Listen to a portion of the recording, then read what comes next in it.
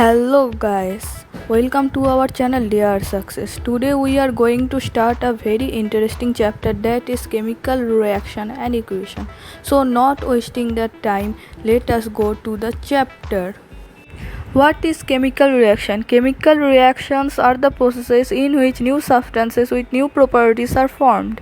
The substances which take part in a chemical reaction are called reactants, and those who are produced as a result of chemical reaction are called the products. Let us now move to their properties that chemical reactions have.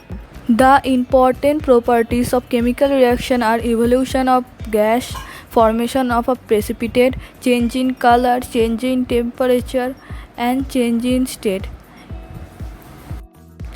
Any one of these general properties can tell us whether a chemical reaction has taken place or not. If on mixing two substances a gas is evolved, then we can say that a chemical reaction has taken place. Now it comes about chemical equation. The method of representing a chemical reaction with the help of symbols and formula of the substance involved in it is known as a chemical equation. By seeing the example, you can clear it what is a chemical equation. Now it comes about balanced and unbalanced chemical equation. In the following way, you can check out whether a equation is balanced or not. In this equation, there is 2 molecules of hydrogen and 1 molecule of oxygen in the reactant part. And in the product part, there is 2 molecules of hydrogen and 2 molecules of oxygen. So in both the side, the number of molecules is not same, so it is not balanced. Here it goes another example. Here is 1 molecule of carbon, 4 molecule of hydrogen and 4 molecule of oxygen in the reactant part, and that is same in the product part also. So this equation is balanced. We can conclude that by seeing the number of molecules in the equation, we can find whether the equation is balanced or not. Now let us solve some math based on this concept. In the first equation, you can see that there is 2 atoms of hydrogen and 2 atoms of oxygen in the reactant, and 2 atoms of hydrogen and 1 atoms of oxygen in the product. So let us balance it. To have 2 oxygen atoms on the right side, we multiply H2O by 2.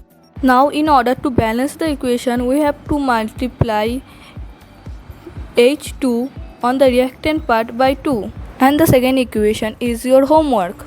Now it comes about how to make equation more informative. We can make equation more informative by indicating the physical state of the reactant and the product, by the heat changes of the reactant and the product, by indicating the condition under which the reactants taking place. For example, you can see the equation on the screen.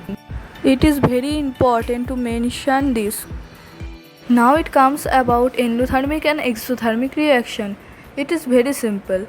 Those reaction in which heat is evolved is known as exothermic reaction, and those reaction in which heat is absorbed is known as endothermic reaction. The burning of carbon in oxygen is an example of exothermic reaction, whereas the reaction between nitrogen and oxygen to form nitrogen monoxide is an endothermic reaction. The next type of chemical reaction comes in the second video, so stay with us. Till then, goodbye, and subscribe our channel to get the latest videos, and don't forget to click on the bell icon.